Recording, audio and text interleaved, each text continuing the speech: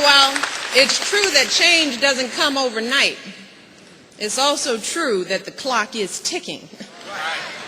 And how we will feel on the morning after Election Day depends on what we do right now. So, if you've been putting off getting involved, you can't do it anymore. You need to get involved today. Talk to your friends. Talk to your neighbors, your coworkers, members of your churches. Sit down with your children, your sisters and brothers, nieces and nephews, aunts and uncles. Sit down with them. You all know people in your lives who I say sometimes they're a little trifling. They're not engaged. They're not inspired. People who don't think their voices matter. Many for good reason. But you need to tell them that this time they're wrong. Challenge them to rise to this moment.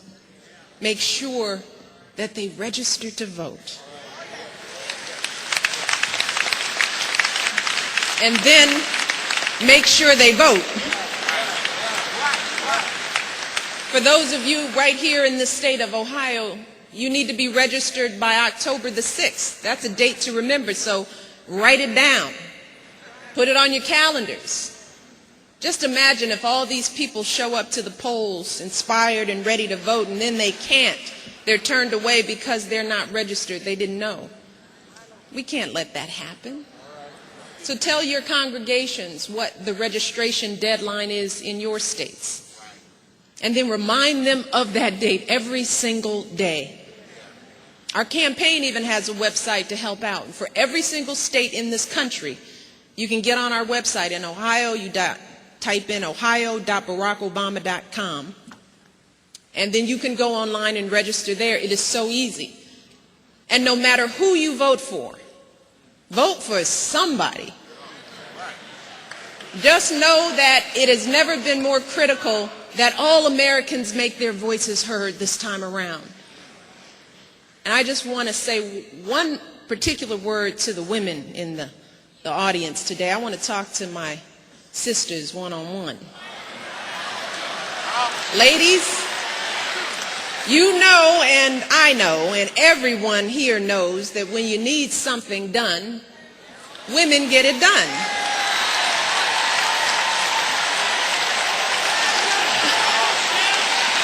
Even my husband knows that. So, I want to make a special request to all the women ministers, the first ladies, the lay leaders of the congregations here today. We need your leadership now more than ever. Please help us get people to register to vote. Folks, listen to the women and get them to the polls on Election Day, November the 4th. And then I have one final request for everyone here. See, my family believes in the power of prayer. So please continue to hold Barack and me and our girls in your hearts in the coming weeks and months and years. My friends, it is wonderful to be here with you. There is a strong spirit of unity here. I can feel it.